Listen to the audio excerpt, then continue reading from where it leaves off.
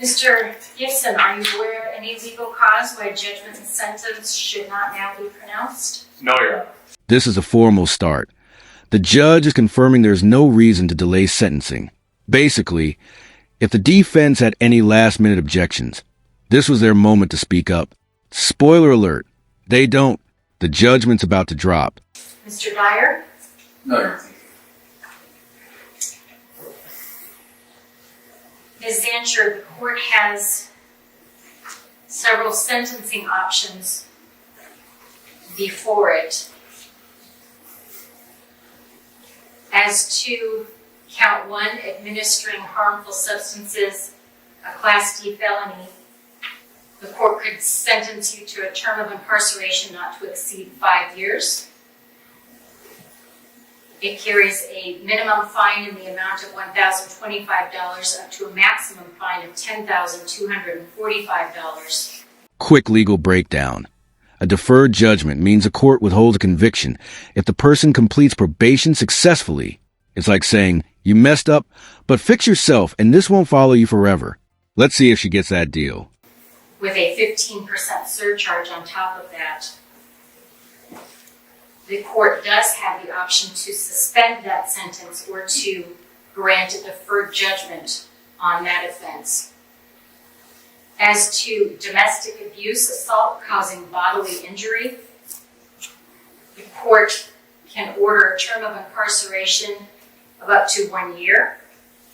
You are required to serve 2 days on that.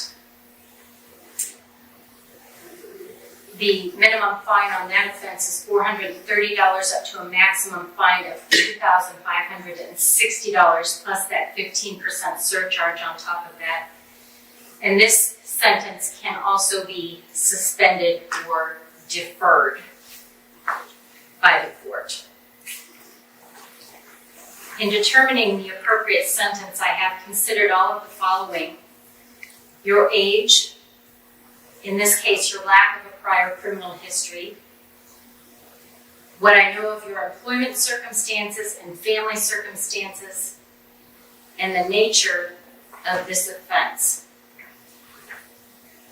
I have considered all of this in light of the need for protection for the community from further offenses by you, and what sentence will provide the maximum opportunity for your rehabilitation now. I've also considered any treatment needed, whether it be physical, mental, or other, which you may need.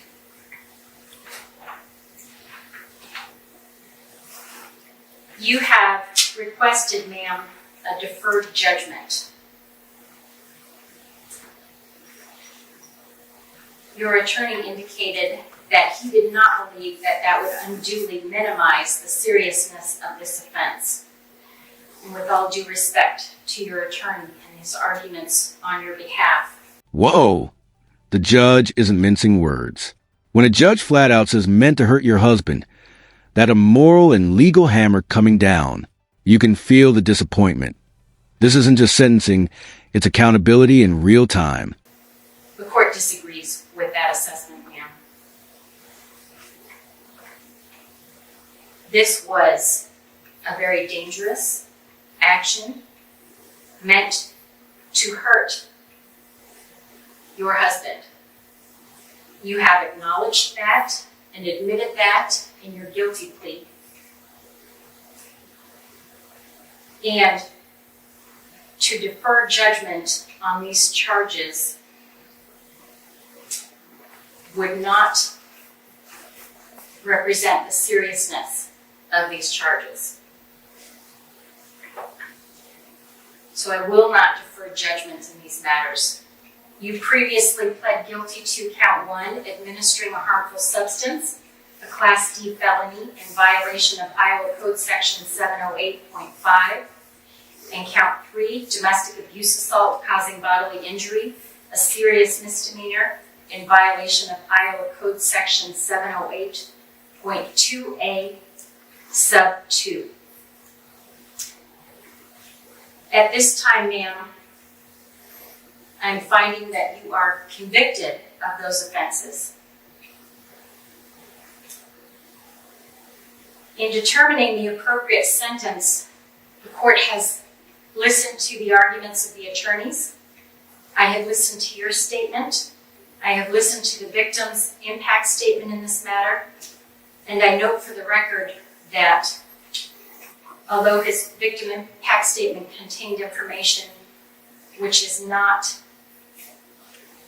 relevant to the charges that she has pled guilty and been convicted of, I am only going to consider what is allowable in determining your sentence.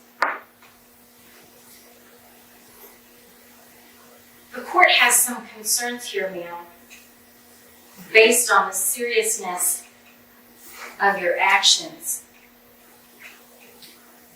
including that you previously, on September 26th of this year, pled guilty and acknowledged that you administered a harmful substance to Mr. Zancher and that you assaulted him by doing so and caused bodily injury to him.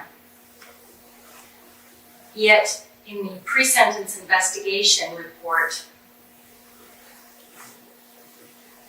when asked about this offense, your response was that you don't remember. This right here is huge. Judges hate inconsistency. Saying one thing in court but another in a report, that's a credibility red flag. What do you think? Was she lying to save face or genuinely confused? Drop your thoughts below. That you put the Visine in tea for yourself, but my husband drank it. I feel like I blacked out. That, ma'am, is a concern to this court. The minutes of testimony indicate that you acknowledged to law enforcement that you put eye drops or the Visine in his drink, gave it to him, and watched him drink it. It was very inconsistent with your statements contained in the pre-sentence investigation report. Additionally, the minutes of testimony contained a message, whether it was by text or some other platform, in which you acknowledged back in July of 2023 that you had committed this offense. Again, very inconsistent with what you stated to the pre-sentence investigator.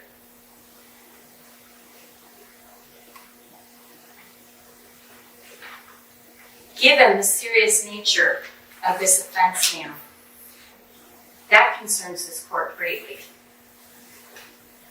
It has been represented today that you made a very foolish and dangerous decision. Calmly, coldly, deliberately, those three words are devastating. That's legal shorthand for premeditation. The difference between a mistake and a calculated act. The tone just shifted from sympathy to severity. Due to your mental distress. Yet again, the minutes of testimony indicate that this was not done out of mental distress. This was done out of anger because Mr. Zancher had filed for divorce.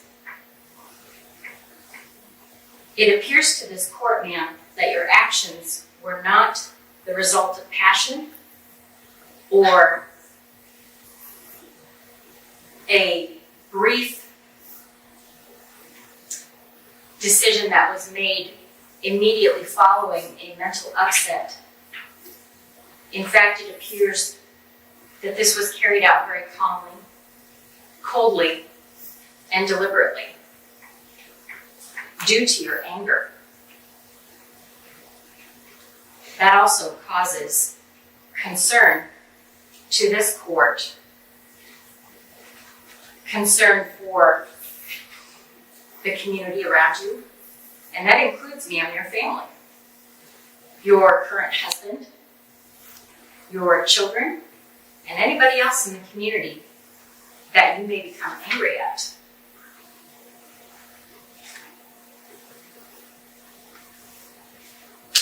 For these reasons, you are sentenced as follows. As to count 1, administering a harmful substance, a Class D felony. You are committed to the custody of the Director of the Iowa Department of Corrections for a term not to exceed 5 years. You will pay the minimum fine in that matter of $1,025, plus the statutory 15% surcharge. As to count 2, domestic abuse assault causing bodily injury, a serious misdemeanor. You are committed to the custody of the Director of the Iowa Department of Corrections for a term of 1 year. You are also ordered to pay the minimum fine in that matter of $430, plus the 15% surcharge. Additionally, you are ordered to obtain a mental health evaluation and to comply with all recommendations therein. The court is aware, ma'am, that you have already done that. And so you will need to provide that to the Department of Corrections and comply with the recommendations therein. I'm also ordering, ma'am, that you complete an anger management program and that the no contact order previously entered in this matter be extended for a period of 5 years. Is there any restitution in this matter, Mr. Gibson? The state does not have a final number and would ask for 30 days from today's date to supplement any restitution that may be owed. The state will have 30 days in which to file the amount of restitution. You are ordered to pay restitution, ma'am. However, when that is filed, you do have the option, if you disagree with the amount of restitution. And there it is. No suspended sentence, no probation. The judge is making it clear. Intent plus maturity equals full accountability. Justice here isn't about revenge. It's about responsibility. To request a hearing regarding that amount. Do you understand that, ma'am? Mr. Dyer can advise you further regarding that issue. The state has requested that this sentence be suspended and that you be placed on probation. However, based on the seriousness of your actions, for the reasons that the court has already discussed, and your age, ma'am, you are not a person who is just past the age of majority. You are old enough, ma'am, to understand the consequences of your actions and the dangerousness of the situation that you created. For all these reasons, I am not going to suspend the term of incarceration, and minimus will issue immediately following this hearing. I am required to advise you, ma'am, that the term of your incarceration may be reduced from the maximum term because of statutory earned time, work credits, and program credits. You may be eligible for parole before your sentence is discharged. Because you are now convicted of a felony, you are hereby prohibited from possessing, purchasing, or transporting firearms. Mr. Dyer, the court will note that you are free to file any motions that you deem appropriate pursuant to Iowa Code Section 902.4. Is there anything that the court has misstated or overlooked, Mr. Gibson? The Iowa Domestic Abuse Program does need to be ordered in light of a domestic offense in count 3. Thank you.